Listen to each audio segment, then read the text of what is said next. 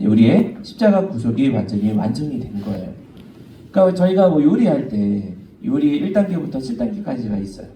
근데 제 마음대로 하나를 생략하면은 절대로 그 요리가 그렇게 똑같이 완성이 될 수가 없죠. 하나 뭐 라면을 끓이더라도 그 단계를 뭐 하나 생략을 하면은 나와 있는 그 맛이 나올 수가 없어요. 네, 마찬가지로 예수님의 이 십자가 7 말씀도 한 말씀이라도 빠지면은 우리의 십자가 구속이 이루어질 수가 없어요. 근데 한 말씀도 빠짐없이 다 선포하셨기 때문에 우리가 십자가의 대속을 맛볼 수가 있게 되었고, 우리가 바로 엊그저께 부활절날 이 부활절을 통해 가지고 부활의 영광에 참여하게 된 것을 성경이 선포를 하고 있습니다. 그래서 오늘 이제 남아있는 두 말씀 저희가 살펴보도록 할 텐데요. 자, 먼저 첫 번째로 이제 6번째 말씀, 다 이루었다. 다 이루었다. 요한복음 19장 30절에 이를 말씀을 하고 있죠. 자, 이 다 이루었다. 자, 이 말씀 저희가 뭐 이후에 더 살펴보겠지만, 사실 이 말씀이 저희가 생각을 할 것은, 제가 기도 응답을 받으면은 얼마나 좋아요. 예를 들어 제가 뭐 어떤 회사를 놓고 또 시험을 놓고 막 기도를 해요. 그리고 그 기도가 어느 날 딱 응답받아가지고 제가 그 회사에 취업이 됐어요. 자, 그러면은 제가 그걸 다이어리에 딱 쓰고 싶어요. 자, 기도 응답은 그러면은 언제 받았을까요? 자, 객관식으로 퀴즈예요. 그래서 1번 기도를 시작했을 때, 2번 그 제목 놓고 기도하는 거 마지막 기도했을 때, 3번 취업하라고 내가 시험을 봤을 때, 4번 취업 합격 통보가 날라왔을 때. 1번. 근데 여기 1, 2, 3, 4번에 답이 없어요. 언제 응답을 받았느냐? 원로 목사님께서 뭐라고 말씀하셨냐면은, 바로 예수님께서 십자가에서 다 이루었다 하셨을 때 이미 우리 모든 기도 제목은 그때 다 이루어졌다는 거예요. 왜냐, 우리가 사실 취업하는 거, 시험 보는 거 원래 당연히 할 수 있어야 돼요.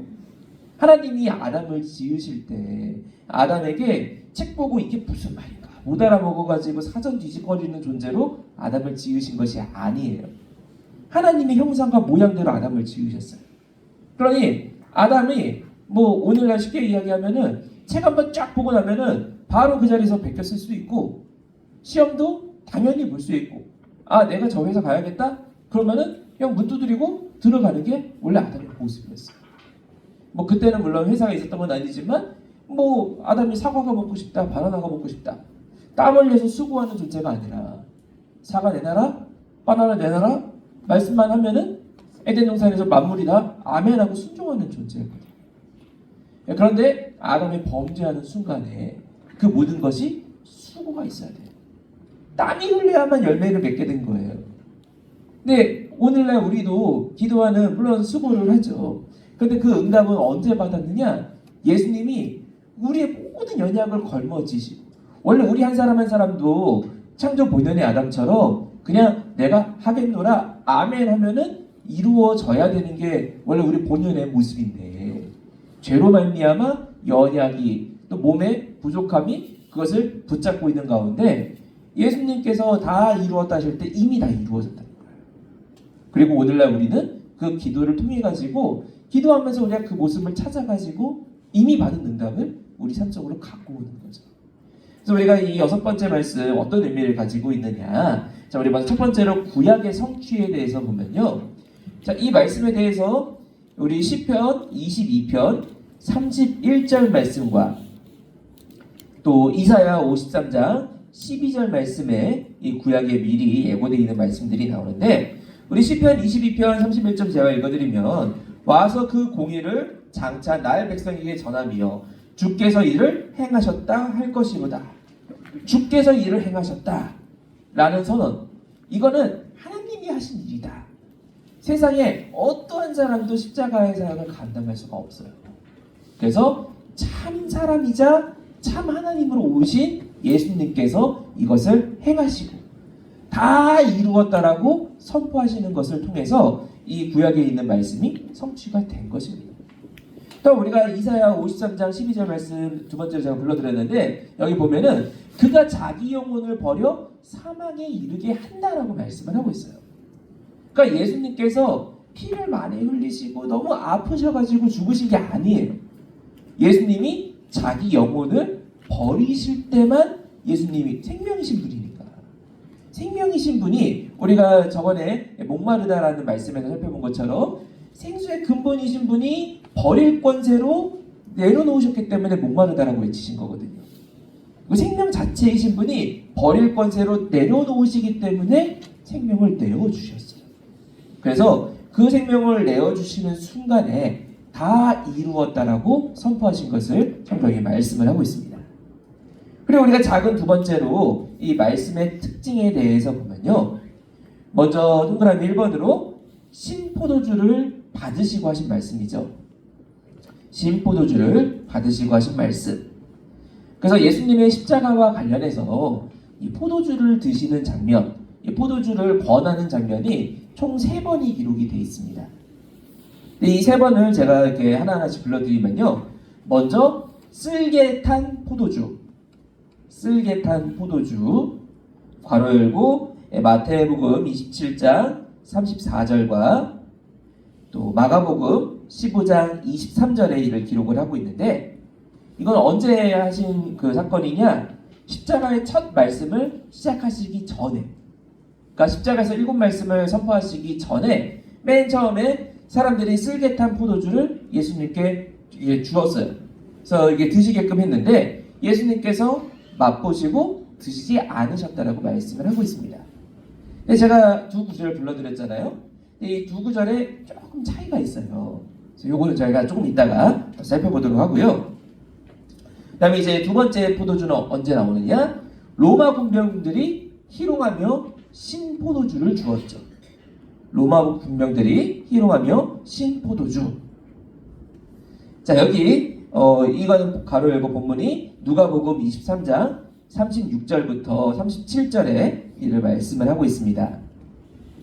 요건 그 시기로 보면은 이제 첫 말씀을 하시고 나서 두 번째 말씀하시기 전, 그러니까 첫 말씀과 두 번째 말씀 사이에 이 신포도주를 희롱하며 주는 사건이 성경에 기록이 되어 있어요. 그래서 로마 군병들이 희롱하면서 이 신포도주를 이렇게 주면서 네가 만약에 유대인의 왕이면 너 스스로 구원해라, 이렇게 막 희롱하는 장면이 성경에 기록이 되어 있습니다. 그리고 오늘 본문에 나오는 갈대에 꿰 신포도주, 세 번째 포도주죠. 갈대에 꿰 신포도주.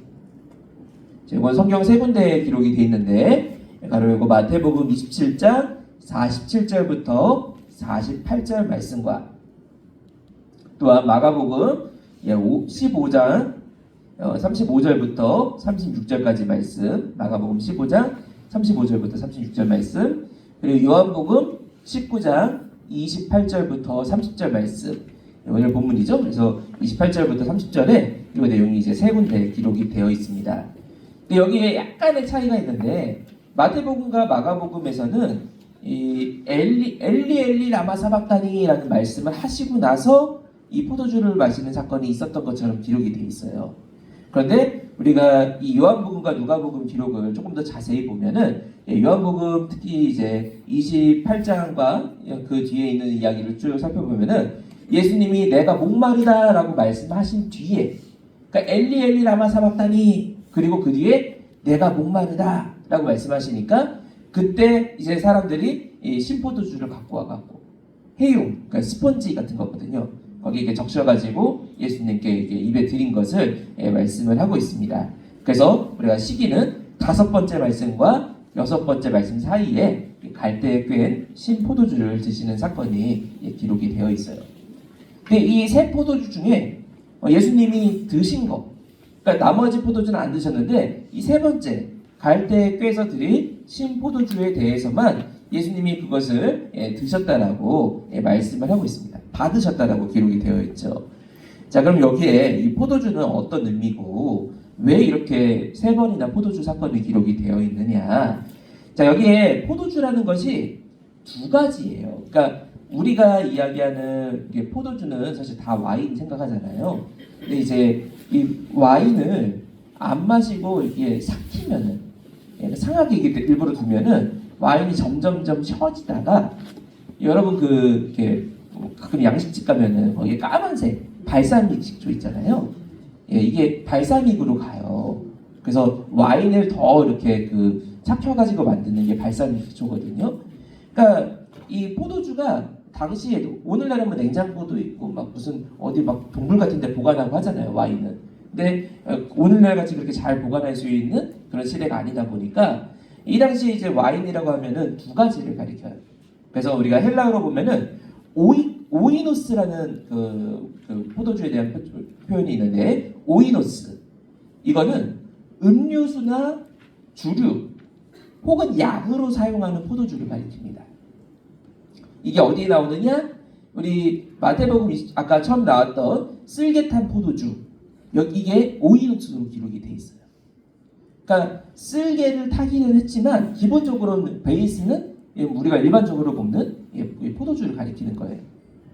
반면에 또 하나의 포도주는 어떤 거냐? 옥소스라고 부르는 포도주가 있어요. 옥소스. 오이노스가 아니라 이제 옥소스. 예, 이 단어는 다 쉬어가지고 시큼한 포도주를 가리켜요. 그러니까 이게 조금 보관 잘못하면 그렇게 맛이 가버리는 거죠. 그러니까 너무 쉬니까 물을 타가지고 마셔요. 대신에 굉장히 저렴하죠. 그러니까 로마 군병들이 물 대신 막 그냥 가지고 다니는, 요게 이 당시에 이제 옥소스라는 표현이 되겠습니다. 근데 예수님께 드린 이 로마 군병들이 희롱하며 드렸던 이 신포도주나 후에 갈대의 꾀에서 예수님께 드렸던 포도주는 둘 다 옥소스라는 단어를 쓰고 있어요. 그러니까 시큼한 걸 이렇게 드린 거죠. 자, 그러면은 예수님께서는 왜 이 앞에 있는 두 포도주는 드시지 않으셨고 세 번째 포도주에 대해서는 받으셨다라고 말씀을 하느냐? 자, 우리가 작은 두 번째, 여기 동그라미 2번으로 완전한 성취의 선언. 완전한 성취의 선언. 예수님께서 이 포도주를 이거 뭐 드신다고 이렇게 목이 막 추여지는 상황도 아닌데, 물론 너무 목마르신 상황이지만 이거 먹는다고 십자가 내려올 수 있는 것도 아니에요. 그런데 예수님께서 그것을 받으신 것은 성경에 있는 모든 말씀을 응하게 하시기 위해서 그 포도주를 받으셨어요. 그래서 우리가 사도행전 13장 29절 말씀을 보면은 성경에 저를 가리켜 기록한 말씀을 다 응하게 한 것이라 라고 말씀을 하고 있습니다. 그러니까 예수님에 대해서 기록되어 있는 구절들은 단 하나도 빼놓지 않고 다 이루신 거예요. 근데 그 이루신 사건 중에 시편 69편 21절 말씀을 보니까 시편 69편 21절 말씀에 저희가 쓸개를 나의 식물로 주며 갈할 때에 초로 마시웠나니, 이 다윗이 자기의 그 고난을 이야기하면서 이렇게 메시아적인 환난을 미리 예고하는 노래를 남겼어요. 여기 말하는 쓸개, 이 쓸개는 히브리어로 보면 로쉬예요. 머리란 뜻이거든요. 그러니까 이 좋은 의미의 로쉬가 아니라, 이거는 왜 독버섯 같은 것도 밑에 독이 있는 게 아니라 위에 올라와 있는 그 봉우리에 독이 있거든요. 그러니까 대부분의 식물들이 독이 있는 것들은 물론 뭐 줄기부터 독성을 띠는 것들도 있지만 다 위로 올라가서 열매나 꽃 부분에 다 독이 맺혀요.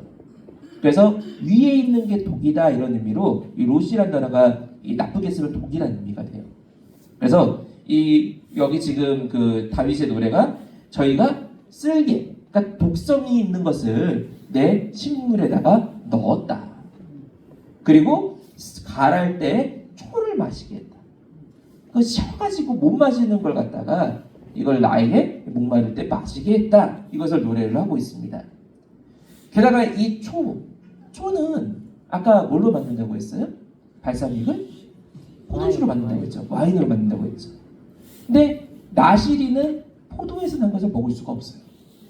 그러니까 초를 마신다.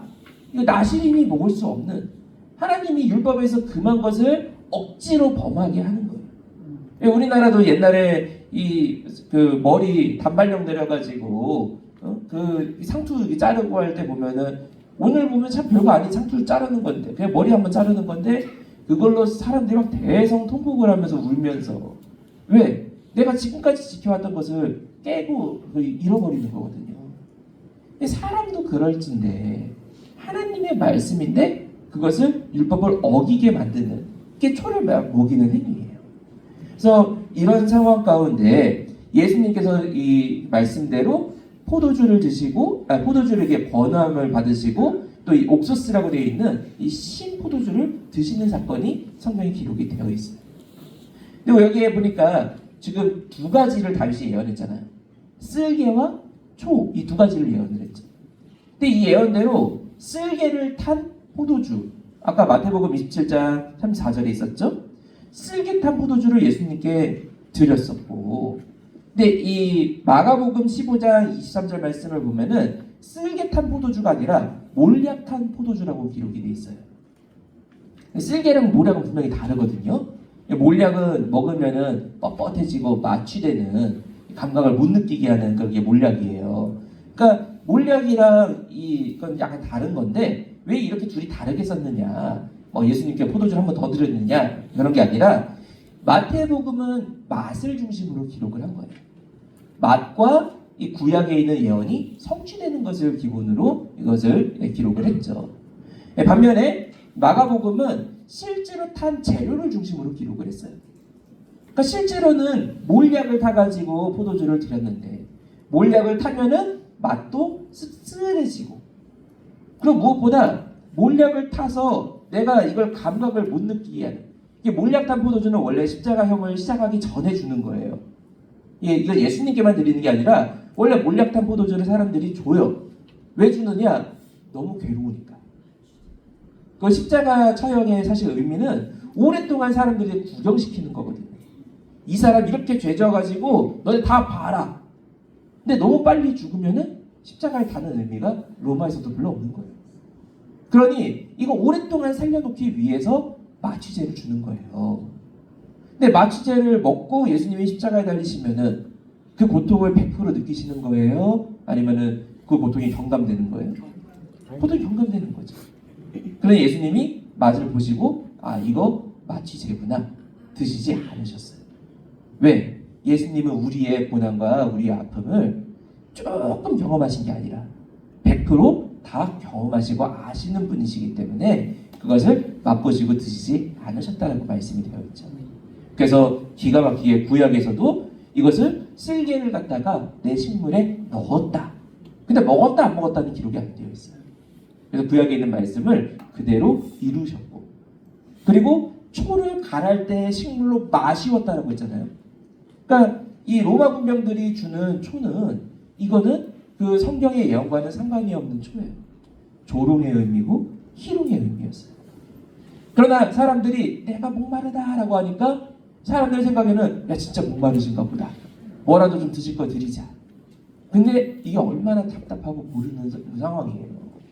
그러니 그 상황을 미리 예언했던 이 다윗의 노래대로 예수님께서 그것을 받으시고 그걸 받으심으로써 다 이루었다는 말씀을 완전하게 성취하시는 겁니다.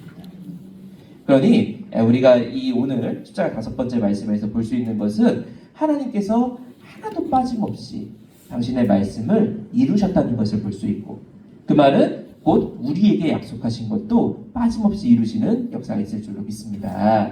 자, 우리 동그라미 3번으로 요한은 다 이루었다 말씀 후에 영원히 돌아가셨다라고 기록을 하고 있습니다. 다 이루었다라는 말씀 후에 영원히 돌아가셨다. 그러니까 참 이 부분도 저희가 의아하죠. 저희가 어떤 사람이 유언을 남긴다.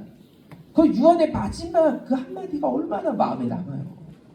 근데 요한이 7번째 말씀을 기록한 게 아니라 6번째 말씀만 기록하고 7번째 말씀은 생략하고 예수님께서 영원히 돌아가셨다라고 기록을 했어요.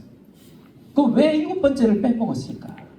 근데 빼먹은 것이 아니라 요한은 철저하게 신성의 입장에서 십자가의 말씀을 기록을 했어요. 그래서 다 이루었다. 이 선포는 사람은 할 수가 없어요. 시험 보러 가는데 아무리 제가 밤을 새가지고 진짜 열심히 시험 공부를 했다 할지라도 시험 보기 전에 너 그러면 시험 100점 다 받을 수 있어? 그럼 당연하지. 나 다 이루었어. 이런 말을 쓰는 사람은 어디 있어? 아무도 못하거든요. 이 할 수 없는 말을 하실 수 있는 유일한 분은 하나님 자신밖에 없으신 거죠.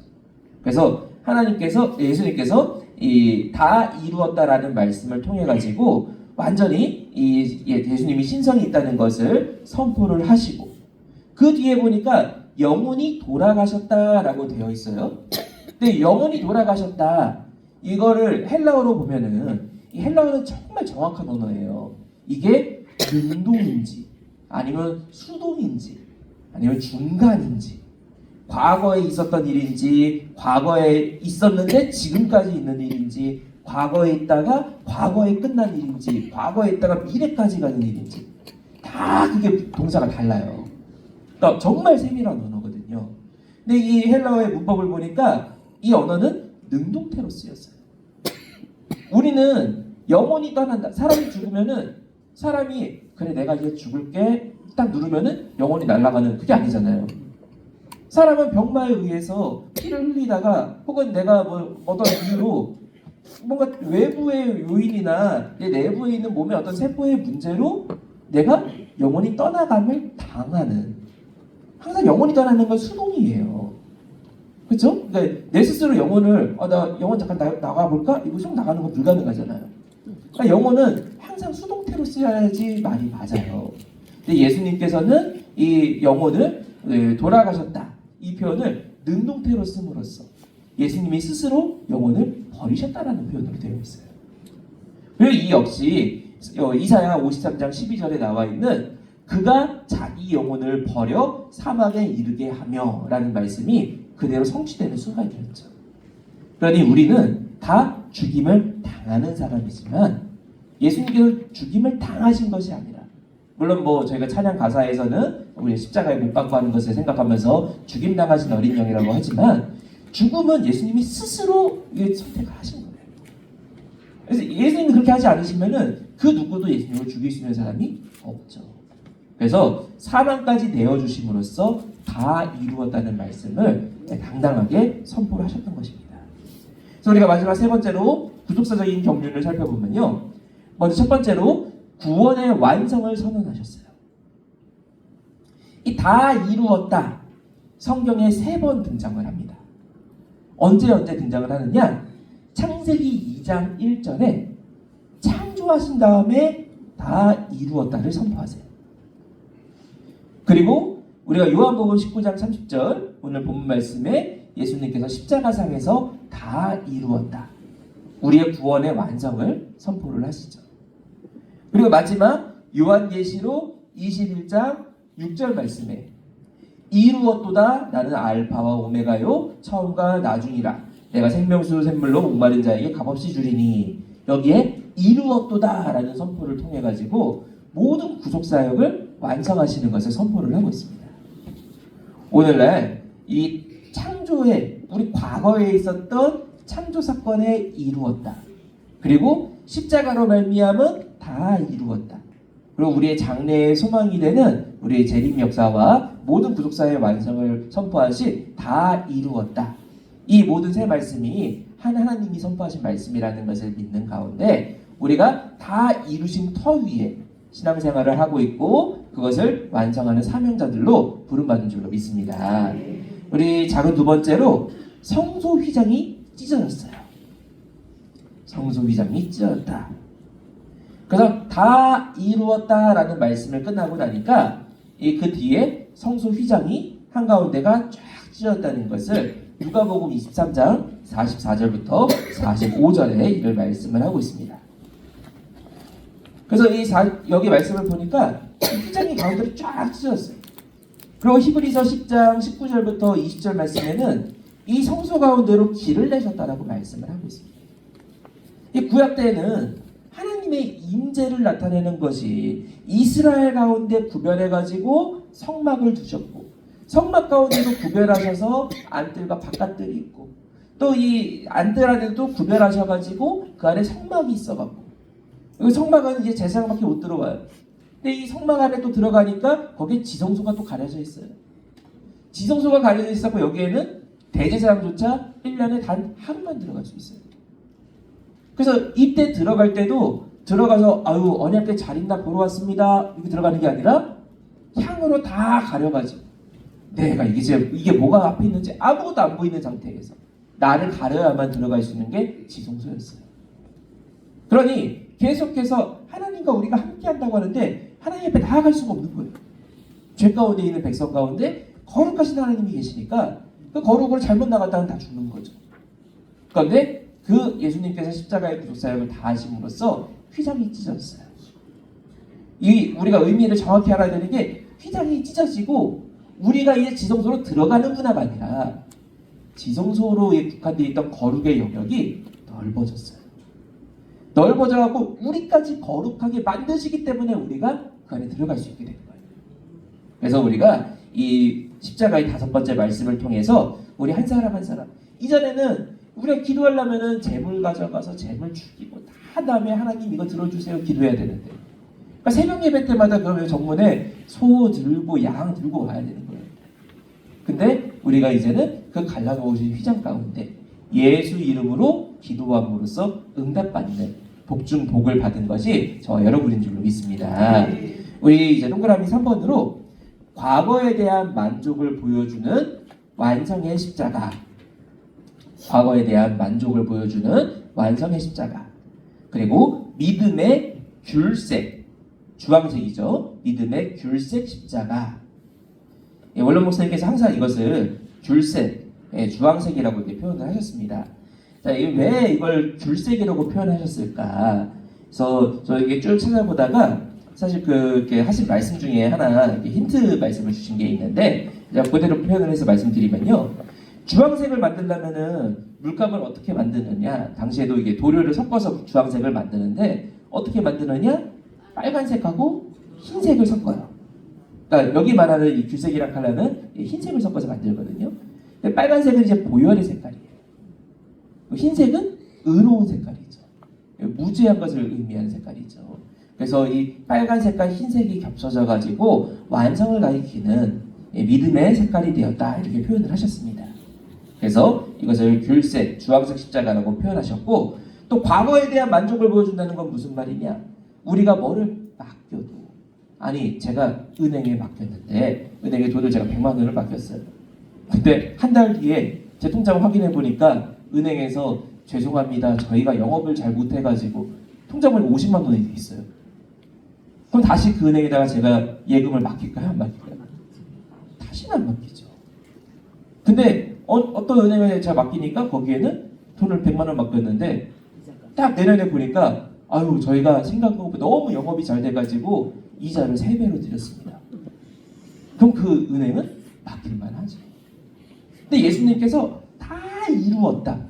하나도 빠짐없이 이루셨기 때문에 과거에 대한 모든 것을 이루셨기 때문에 미래적으로 맡길 수 있는 그래서 우리가 과거에 대한 만족으로 말미암아 완성이 있고 앞으로 미래의 보장이 있다는 것을 약속하는 것이 이 십자가의 6번째 말씀이 되겠습니다.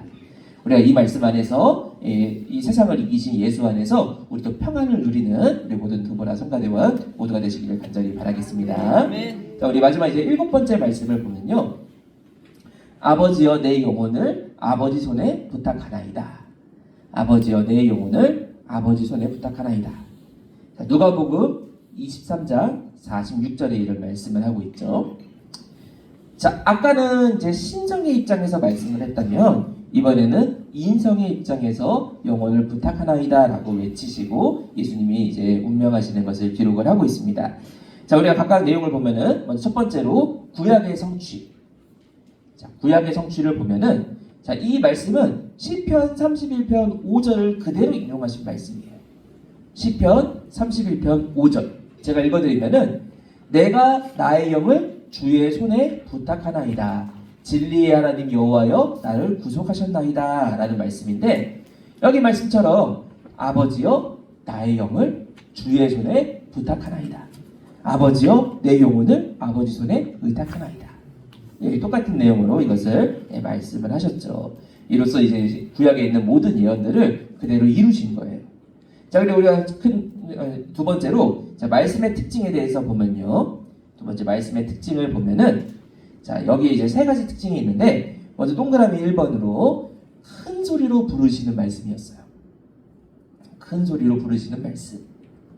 그래서 여기 누가복음 23장 46절부터 49절까지 그 뒤에 있는 2절 더 보면은 예수님께서 큰 소리로 불러 가라사대 그러니까 다른 말씀들은 그냥 이렇게 하는 말씀으로 일반적인 말씀으로 하셨어요.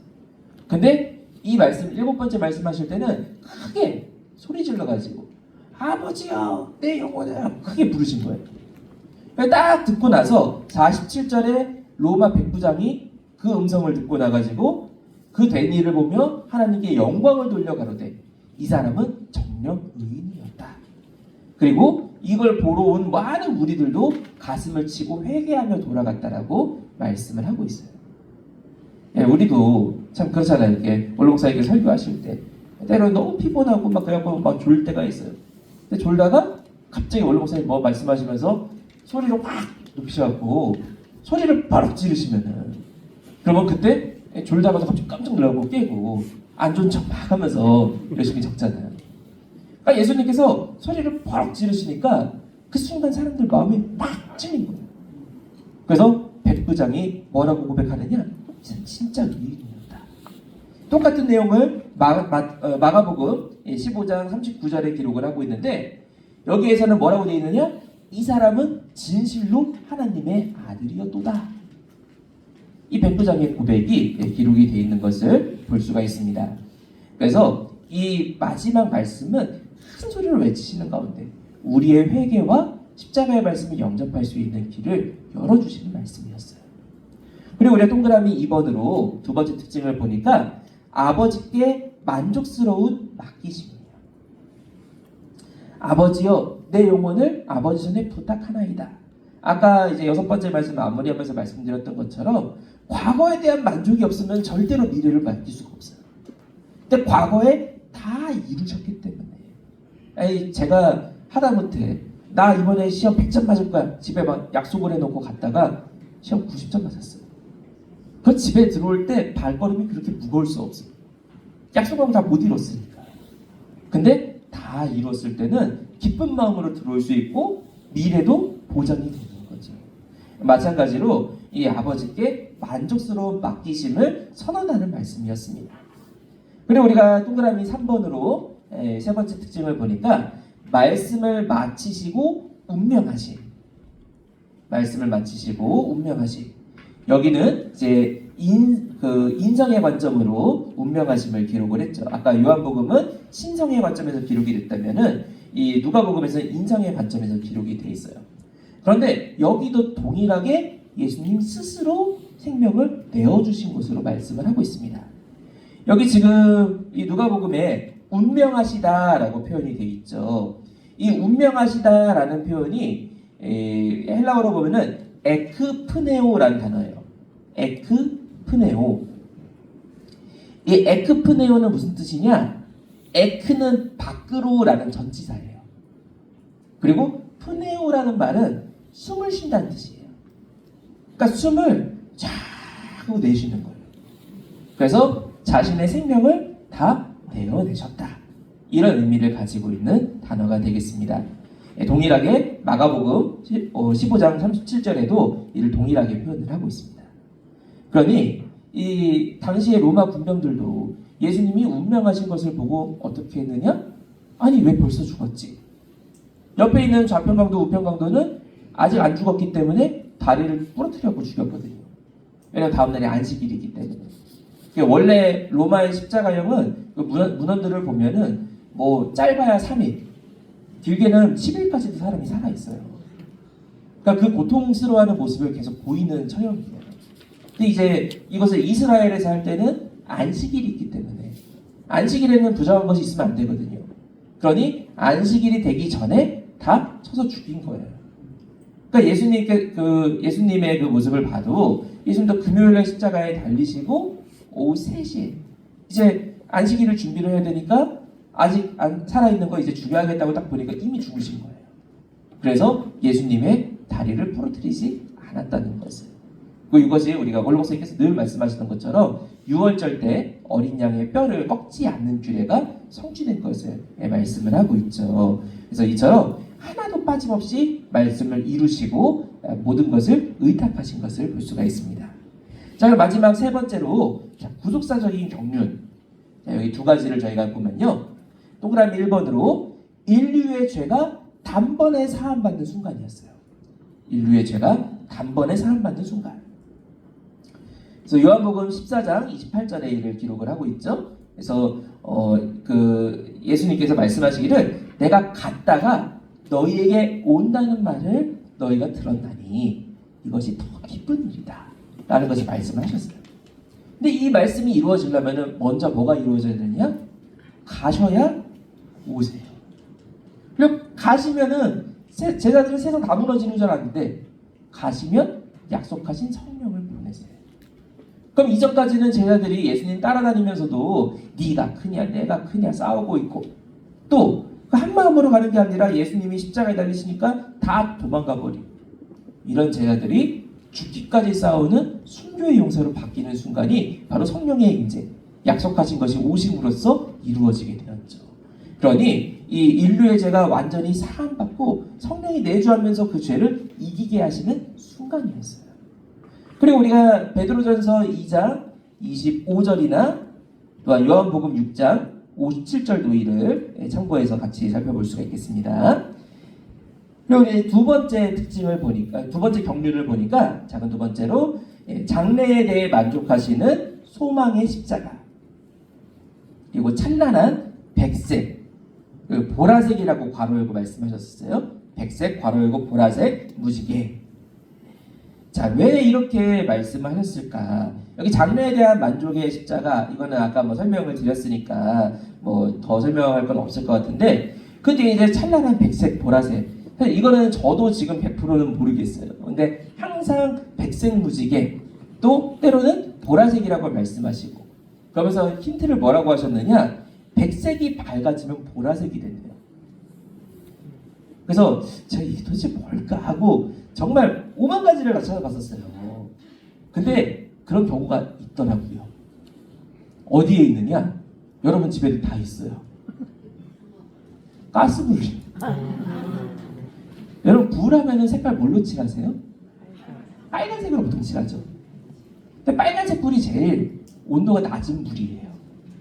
그러니까 불이 온도가 제가 이게 찾아보니까 불이 한 600도에서 800도가 되면 빨간색으로 불이 타요. 근데 더 뜨거워져갖고 1100도까지 올라가면 노란색으로 불이 타요. 그러다가 1300도에서 1500도까지 올라가면 백색으로 불이 타요.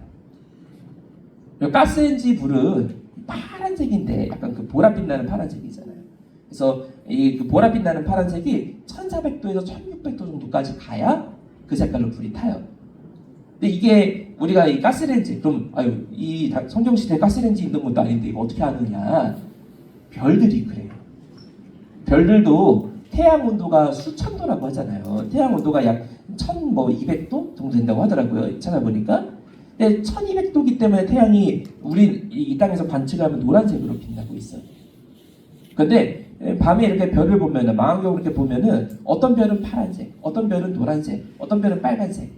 그게 그 별의 온도예요. 온도에 따라 색깔이 이게 다르게 보이는 거예요.